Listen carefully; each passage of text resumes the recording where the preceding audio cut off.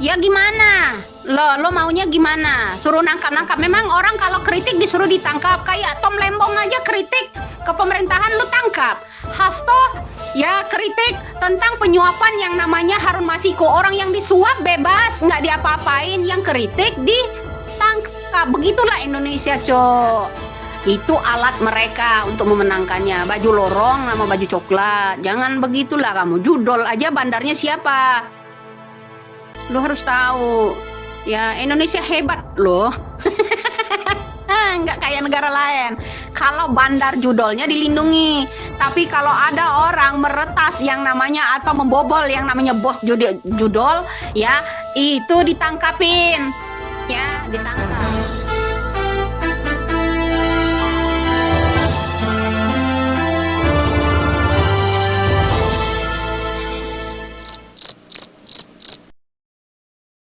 No, pemimpin ya dia masuk ranjang, no udah ditelanjangin dia begitu tahu ya. Jangan hanya teriak-teriak di kampanye aja mau tangkap pelacur politik korupsi. Alah, nggak tahu kalau pelacur politiknya banyak yang melibatkan orang-orang di sana, teman-temannya sendiri terutama.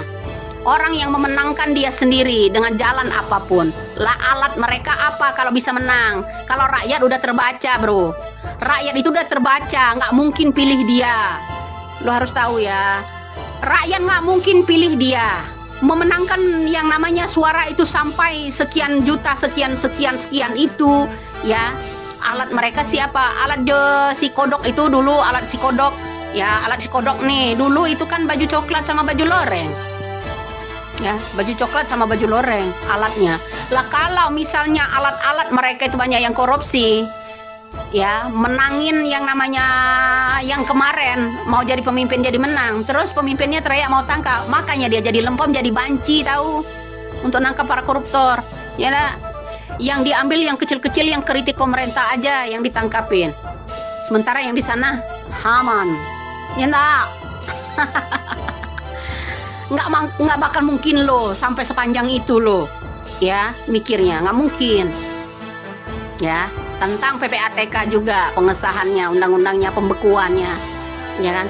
Ini hati-hati, saya cuman hati-hati nyampaikan hati-hati buat rakyat-rakyat, yang terutama kalian yang kerja-kerja di proyek, karena ada selalu transaksi masuk, sering-seringlah kalian yang namanya laporan koran banknya, ya laporan koran diambil itu terakhirnya. Kalau nggak melibatkan banyak orang, terus orang dalam, nggak mungkin bisa digeser nomor rekening Anda, paham loh, ya. Ntar ditangkap klarifikasi. Ya gimana? Lo maunya gimana? Suruh nangkap-nangkap. Memang orang kalau kritik disuruh ditangkap. Kayak Tom Lembong aja kritik ke pemerintahan lu tangkap. Hasto ya kritik tentang penyuapan yang namanya Harun Masiku. Orang yang disuap bebas, nggak diapa-apain. Yang kritik ditangkap. Begitulah Indonesia, Cok. Ya, negeri Konoha ini memang begini. Kalau ada orang kritik menyampaikan itu, ya gambaran harus ditangkap. Begitulah Indonesia. Ya. Begitulah Indonesia. Ya. Kenapa? Berat semua. Untuk mengesahkan yang namanya undang-undang perampasan aset, berat. Karena baju-baju coklat banyak juga yang terlibat di dalamnya. Baru tahu loh, baru tahu. Bo, cuci pakai sabun. Lo kami biasa nyuci baju pakai sabun. Kalau pejabat biasa nyuci itu pakai uang, cuci uang. Karena pencucian kami mesin cuci sama pakai tangan, cuci tangan pakai sabun. Betul kata kamu. Lah kalau yang namanya baju-baju coklat pejabat, ya kalau mau nyuci, cucinya pakai duit, pencucian uang namanya. Ya, pencucian uang namanya. Kenapa? Banyak tersinggung ketika saya bilang KPK banyak yang lempem. Hanya jalur-jalur tertentu, musuh-musuh lawan aja yang ditangkap. Lo harus tahu, gua jujur orangnya ngomong ya. Yang ditangkapin yang korupsi-korupsi itu hanya orang-orang yang kritik tentang kinerjanya. Ya, apalagi tentang bahas masalah korupsi. Yang kecil-kecil kelas teri aja yang ditangkapin, kelas kakap aman. Ya, Itu kelas kakap aman. Kenapa? Takut kan kalau undang-undang pengesahan aset itu disahkan. Karena baju coklat banyak terlibat di sananya. Melibatkan baju-baju coklat di sananya. Teng, baru tahu loh. Belajarlah dari kasus Sambo. Penggeseran yang namanya rekening itu satu. Kedua judol. Yang lebih lucu lagi, aneh kok Konoha ini, bandar yang namanya orang yang menyebarkan membobol orang membobol bandar judi online ya, itu ditangkap, tapi bandarnya enggak. Heran, yang dipenjarakan yang membobol bandar judi online.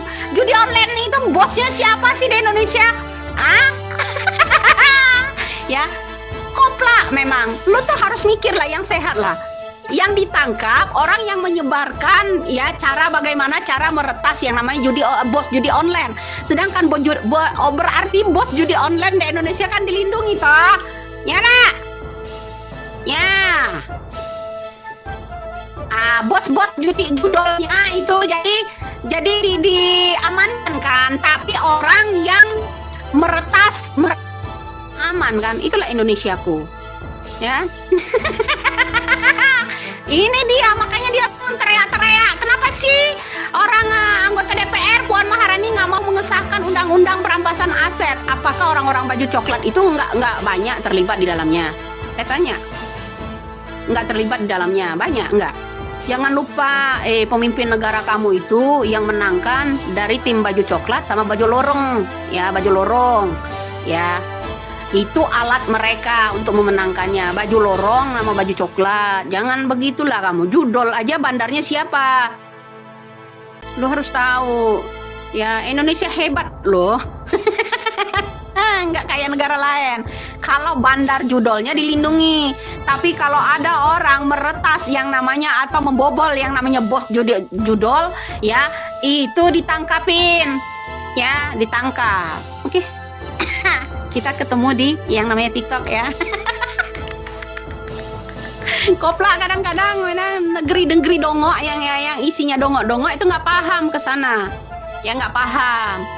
Jadi komentarnya saking gergetannya, ini kita kasih gambarannya, dia cuma maki-maki ya, tae lah, kentel lah, pokoknya dibahas sama mereka anggota-anggotanya nih ya.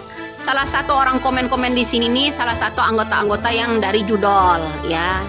Tuh, lu tahu ya, anggota dari judol itu komen begitu. Kenapa? Sakit mendengarnya. Ya, begitu Pix dan ini. Siapa bos judol? Saya tanya sama kamu yang komen, bos judol siapa?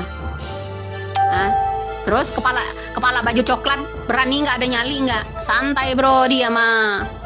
Ya. Santai dia mau di belakangnya ya, nggak ada respon apa-apa. Pokoknya hanya pidato itu hanya simbol aja. Pokoknya udah selesai pokoknya. Nggak bakal dia tangkap bandar judol terutama di Indonesia ya kan. Kenapa? Orang yang membobol bandar judol aja ditangkapin, bos judolnya enggak, aman kan? Jangan lupa Pak Yakut, Menteri Agamanya Bapak Jokowi ya, tentang kuotanya haji disetor sama siapa. Pak Yakut nggak perlu takut-takut ya. Ada nggak orang-orang di sana terlibat siapa saja ya, korupsi kuota haji ketika yang namanya si Kodok masih menjabat ya. Jadi harus tahu bro ya, harus tahu kenapa Menteri Agamanya salah satu namanya saya sebutkan, namanya adalah Yakut. Marilah Pak buka, dibagi ke siapa saja kuota haji ya, kuota dana haji itu kemarin kuotanya ya yang dijual belikan itu setor sama siapa saja Pak Yakut. Jadi harus tahu ya, nggak usah kalau rakyat komentar itu ini harus ditangkap. Memang PKI lo kebiasaan nangkap orang, culik orang, makanya jangan cari pemimpin tuh jangan mantan penculik, jangan mantan penangkap, dikit-dikit tangkap lo. Kalau komennya jancok emang lo ya. Enak ayo, kalau lo ucapan saya ini salah ya, lo harus klaimnya di mananya ya tentang pengesahan undang-undang perampasan aset. Banyak yang negosiasi kan, ke PDI. Jangan sampai orang PDI itu mengesahkan yang namanya ini. Yang lo jual, yang lo goreng-goreng orang-orang PDI. Jancok emang lo, ya, emang jancok tai lo. Ya, yang lo goreng-goreng lo, yang goreng-goreng, ya cuman lo PDI. Cuman suara gue kan nyampein ke lo, ya kan? Cuman suara gue kan bisa nyampein ke lo. Sekarang saya tanya, orang-orang yang banyak negosiasi ke PDI agar undang-undang tersebut tidak disahkan, melibatkan siapa aja? Emang baju-baju coklat nggak terlibat di dalamnya? Salam waras aja buat lo.